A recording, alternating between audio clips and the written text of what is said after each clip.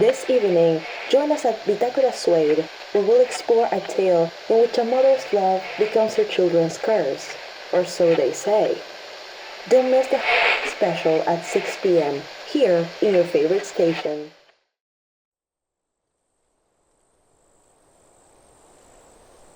Tonight's tale finds its roots in an unknown place, told by parents to children as a warning and by mystery enthusiasts alike. Through countless retelling across the islands, its shape has changed, its details distorted. But here, as always, we'll try to share the version most faithful to the original. The crunch of grass and leaves under her feet accompanied the silent song with which the woods called for her, promising an escape from the wrenched society she had been born into. Her isolation wasn't new. Having been a victim of abuse for years, something in her mind finally decided it had been enough.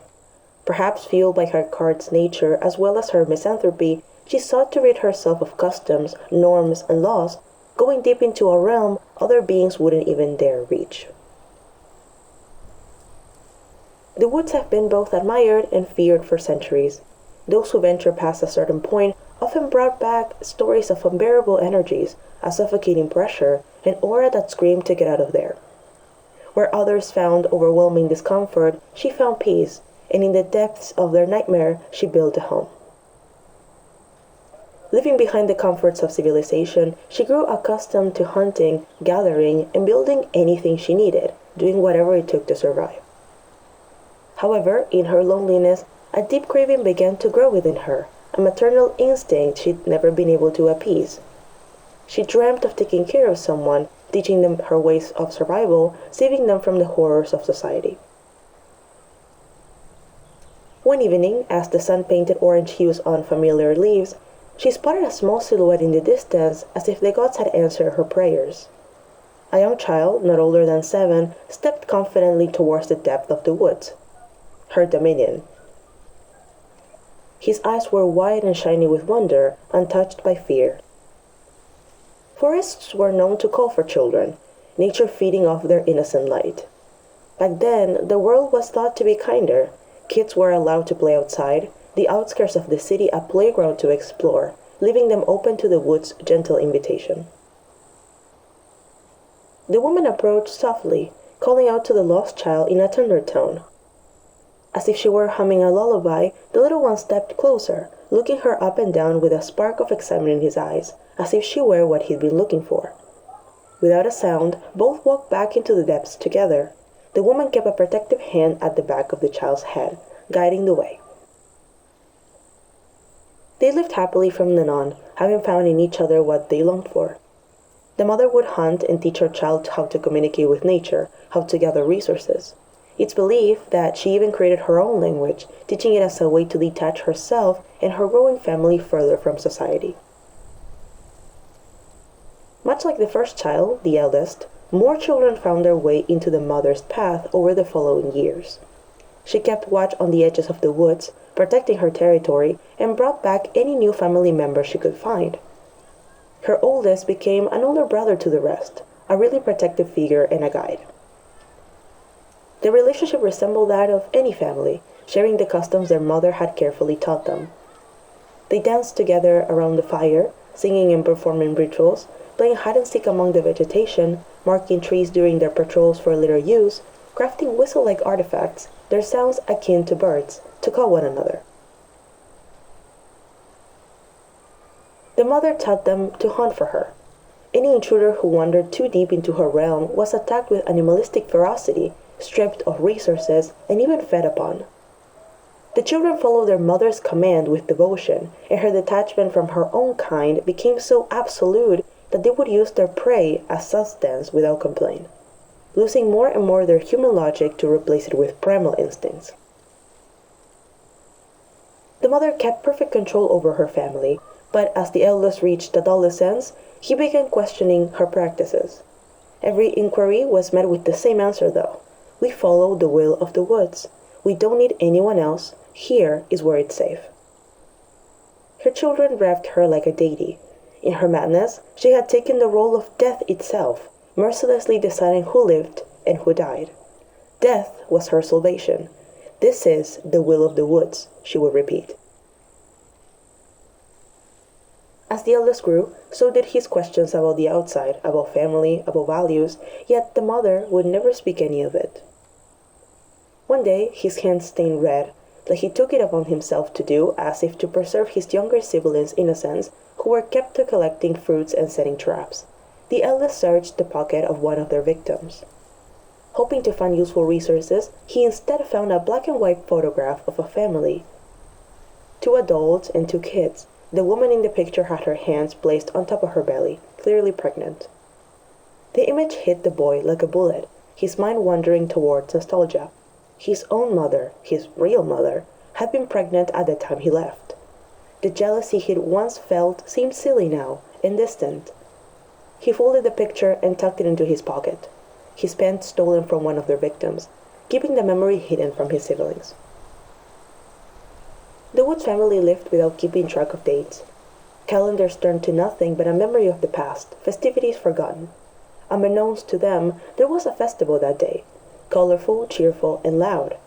Music and laughter intertwined and traveled far enough to reach the ears of the eldest during his patrol near the wood's edge. He remembered festivals, the food he would eat with his family, the games children would play, the stories that were told by elders, pleasant fragments of a forgotten life. He sat down, unwilling to step closer, yet as if blocked by the strike of unbearable anguish, wishing to savor the sound a little longer. Once again, his thoughts filled with those of family, real family, and what he had left behind. By the time the youngest was brought into the family, a small girl, not older than 6, with pigtails and a stuffed bunny in her arms, the eldest had almost replaced his protective nature with the need for truth, for freedom. Still, his role as older brother remained intact in the mother's eyes, so he took it upon himself to welcome the girl. He approached her like he'd done countless times before, gently, his voice calm, introducing her to the language the mother had created just for them. The little girl, like the siblings before her, showed no fear. The woods were soothing to children. They were kind. "I can't wait for the adoration," she chirped. "I hope we see the fireworks from here." The eldest's eyes widened. The adoration had been his favorite too. He remembered gathered family, songs of gratitude to those 2 godly figures, offerings and gifts. He realized something had clicked. He wanted to be part of that society the mother had forbidden them from ever engaging with, from ever even speaking about. He stared past the little girl, where the trees resembled a tunnel, one he knew he had to follow. That night, after tending to his new sister and ensuring she slept along with the rest of the family, he answered the calling. Quietly, he followed the path of vegetation without looking back, each step bringing him closer to a freedom he refused to lose again. As the trees thinned, so did his doubts. It was as if his feet already knew the way. He walked until his legs gave out, reaching a small town. The park where he would play, the rows of houses on the way to school, all untouched by time, their almost forgotten image creeping into his consciousness once more. In this deep conviction, his foot twitched as if to step forward. However, for the first time since leaving, he glanced behind him at the welcoming trees. With a deep sigh, he finally gave the first step, eager to find a trace of his family, his real family, and find the true meaning of this intense calling. Yet things weren't so simple. His mother tongue was now almost foreign, replaced by the language of the woods. Set on his goal, the boy didn't realize the obstacle this would prove to be until he set foot in the town's police station. "What's your situation?" the officer at the front desk kept asking. "Are you looking for someone?" Remembering nothing but a few words, the boy desperately attempted to explain his situation, blurting out his age when he'd gone missing, speaking of the woods, of family, yet the officer, side-eyeing her co-worker with disdain, only dismissed his growing distress. Assuming he was just another troublemaker, perhaps a drunkard rambling nonsense, the officers asked him to leave with growing impatience. He wandered the streets aimlessly, fists clenched, empty eyes downcast. Hours passed unnoticed, his tired legs aching with every step until he reached an alleyway. Exhausted, he rested against the library's wall and quickly, defeated, drifted to sleep. When morning came, the head librarian, an older woman with a dignified air, spotted the boy on her way inside. His tattered state stirred something in her heart, a young man clad in worn, muddy clothes sleeping by the trash. Before she could stop herself, she woke him. He opened his eyes suddenly, snapping them towards the librarian with a mix of fear and expectation. "Oh dear, look at you! You need to get cleaned up right now." Her voice gentle but firm with concern. He looked at her blankly, furrowing his brow slightly in confusion. "I know someone that can lend you a shower. Come on." She offered her hand and turned to lead the way. The boy's silence extended, yet he didn't shy away. He stayed still, staring, his mouth slightly open, unable to find the words to answer. "You're not from around here?" the librarian murmured, thinking aloud. She motioned for him to follow, which he did hesitantly. He didn't know why he followed a stranger he barely understood. Perhaps this is what he was supposed to find, or maybe he saw a motherly resemblance in her. Whatever the reason, he sensed no danger. He walked behind her for a few blocks until they reached a small cottage. The librarian greeted another woman, who led him to the shower. Like a savior sent by the creators themselves, the librarian made sure he was clean and, later at the library, well-fed. She signaled that he could stay as long as he wished. And so, a sort of mentor and protégé relationship began. The librarian helped him with language, shared her lunches, patiently teaching words, and he clung to her kindness like a lifeline. Visiting the library daily, words began to make sense again. Fiction, encyclopedias, religious texts, he devoured them, desperately to understand the world around him once more. The boy's memories of his native tongue came back bit by bit until he was able to communicate comfortably. After a lifetime of blind service to the mother, of seeing people in her twisted image of danger and prey, he started becoming gentle. His first encounter with society had been kind, patient, nothing like the horrifying stories the mother had planted in his mind. With renewed hope, believing in the bonds people could share, the boy and the librarian began a desperate search for his past, family records, official documents, names, addresses, until they were able to track down one of his family members, an older sister living in a nearby town. A childlike excitement took over the boy at the discovery. Finally, someone that would remember him, someone to come back to, the first step into normalcy. With the librarian's help, he called her through the library's phone. The woman on the other side sounded hesitant as she agreed on a meeting spot, the disbelief in her voice evident, sure that her brother had died long ago. The blurry image of an adolescent girl was now replaced by that of a grown woman. She stared at him for a long time, unable to believe her eyes. It was him, the same brown, droopy eyes, the same round face as when he was a child. She walked closer, holding him in a slow embrace. He hugged back in comfortable silence. From her, he learned that she had cut ties with their parents as soon as she could. They were cruel people that didn't care about their children. They assumed the boy to be dead as well, or that's what they had told her. She welcomed him into her life with ease, offering him a place to sleep, even helping him find a job as a security guard in the outskirts. The small town was a homely place, away from big cities and built on community. It didn't take him long to get used to this life's comforts. Although sometimes, in the middle of a quiet night shift, something dark and heavy stirred in his chest. Old instincts, habits, the primal memory of seeing people like the ones that had helped him as prey. A full moon surrounded by stars could be seen in the outskirts that night. The boy's shift was passing slowly, watching empty roads and listening to the rustling of leaves. He didn't dislike it though. Watching the stars had always been one of his favorite activities, and making a living out of doing so seemed ideal for him in his situation. He sighed, closing his eyes for a moment, and that's when he heard it. The faint, piercing scream of a child from deep within the woods, so soft he could have missed it, but he knew what he heard. The sound was no different than that of those begging for mercy before him in the past, covered in blood as he delivered a final attack. Prompted by the scream, memories of his siblings began flooding him. Their games, the songs they used to sing, how much they relied on him, and how he would abandon them. And then, his thoughts landed on the mother.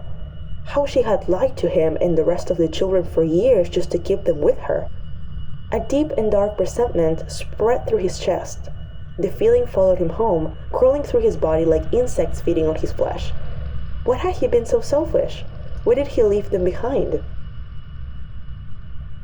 After the shift, once he finally fell asleep after tossing and turning for hours, his mind recreated the scream he had heard in the dark like a twisted torture.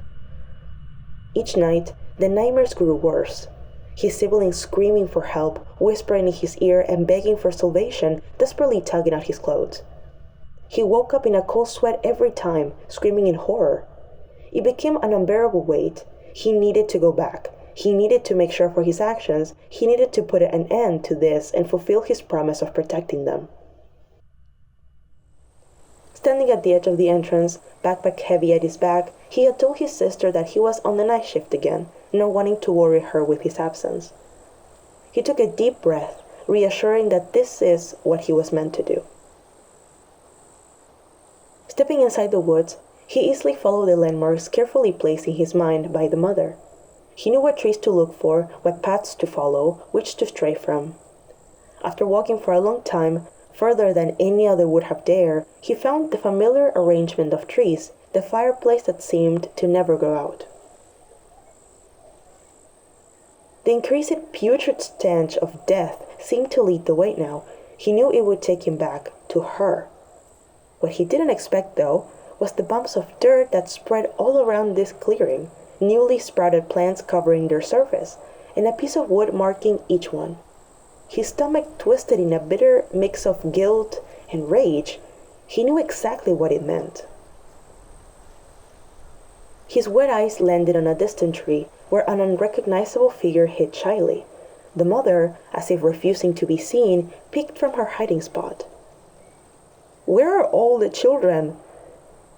he dared ask, more to himself than to her, even if he already knew the answer. "It got to them," she rasped, her voice carrying the creaking of wood, the rustling of leaves in the wind. Her child was unsure if this was due to age or the forest speaking for her. Slowly, she emerged from her hiding spot, and the boy flinched at the sight.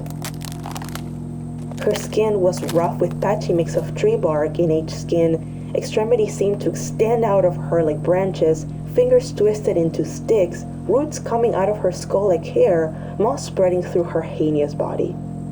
She was one with the woods. She controlled them just as much as they controlled her. Death got to them, all because of you, she creaked. "Where have you buried them?" His voice thundered through the clearing, grief turning into rage inside his chest. The answer to his question was all around him. Falling to his knees, he began desperately clawing at one of the graves. "It's useless," she continued. "They're gone, and it's all your fault. If only you had stayed, none of this would have happened. It was you," he barked, tears wetting the loose dirt under his knees. "You kept us trapped. You turned us into monsters. This is your doing." The mother stared behind him in terror, her horrified expression making it so the eldest didn't need to turn to know the reason. Slowly, like flickering lights, his sibling spirits manifested behind him. They looked just like the first day they arrived at her care, innocent, pure, and young. "Where have you buried them?" he repeated, the force of all the souls together shaking the woods, years of repressed fury at their captor giving him enough strength to get back on his feet and pounce at her remains like she herself had taught them. Stabbing through bark, slicing roots, he reached the only human part kept intact, her heart. The tale, like most that pass through many tellers, splits into two here. Some say that after the mother's fall, the eldest decided to take his own life right there, letting his soul join those of his siblings and together become one with the land. However, Others believe his actions finally lifted his siblings' burdens, the curse placed upon their souls freeing him from his own as well. He carefully collected a few sprouts that had grown over the children's resting places and brought them all the way back to town with the utmost care. He planted them in his home, keeping them always close and tending to them as if to a family. He'd water them, speak to them softly, and watch them grow in the ways his siblings never could. They say that, even today, the eldest child tends to his garden, free from the horrors of the night and the memories of the woods. Yet, even after everything, a piece of his heart still drifts back to that clearing whenever the wind carries the laughter of a child, the rustling of leaves, or, sometimes, even a faint scream echoing from his old home.